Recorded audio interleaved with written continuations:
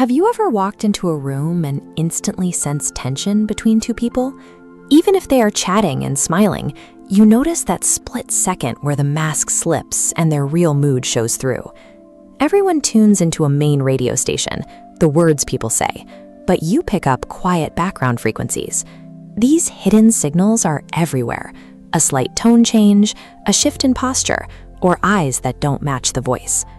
Combining this level of observation with a habit of thinking deeply about everything you see creates a very specific way of looking at the world. This is a pattern often found in the INFJ personality type. Processing all this extra information is like keeping 50 browser tabs open in your mind at once. Eventually, your brain starts to slow down, and you feel a deep need to just close the lid and walk away. If you've often felt like an outsider, it isn't because something is wrong with you. You're just operating on a frequency that most of the world isn't tuned into. Because you're always scanning for what people are feeling rather than just what they're saying, you tend to read people with surprising accuracy. You're looking for the story underneath the words. Your brain stays habitually tuned to these emotional shifts without you even trying. In psychology, this intense, involuntary focus on these cues is known as high social awareness. This is why typical small talk feels so draining. Chatting about the weather or the weekend uses up your energy much faster than it does for other people. Your mind wants to solve the puzzle of how someone is actually feeling. When a conversation stays on the surface, your brain searches for data that isn't there, feeling like loud radio static. But when it shifts to real ideas, that static clears. Talking about deep motivations provides the steady signal your brain is looking for. Avoiding shallow talk isn't about being difficult.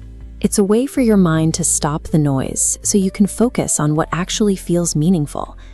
That analytical power doesn't just look outward at other people. You also turn it on yourself, constantly taking apart your own thoughts and reactions.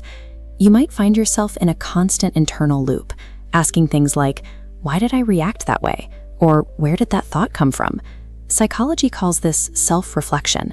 Instead of just moving through life, you have a need to understand the machinery of why you and others behave the way you do. When you spend your day reading everyone else's emotions while dissecting your own, it often leads to a quiet, persistent feeling that your inner world works differently than those around you. You might have plenty of friends and a busy social life, yet still feel like you're watching the world through a glass wall. This sense of being with people but feeling slightly apart is what experts call psychological distance. It makes sense that you'd feel this way. You're carrying the emotional weight of everyone in the room alongside the analytical weight of your own mind. Since your antenna is always on, hitting a wall after being around people isn't a flaw in your character. It's just how you're wired to use energy. To manage this, try scheduling what you might call restorative solitude. This isn't just about being alone. It's a necessary time to reset your mind without anyone else's signals bouncing off of you. Another strategy is to change the signal during small talk.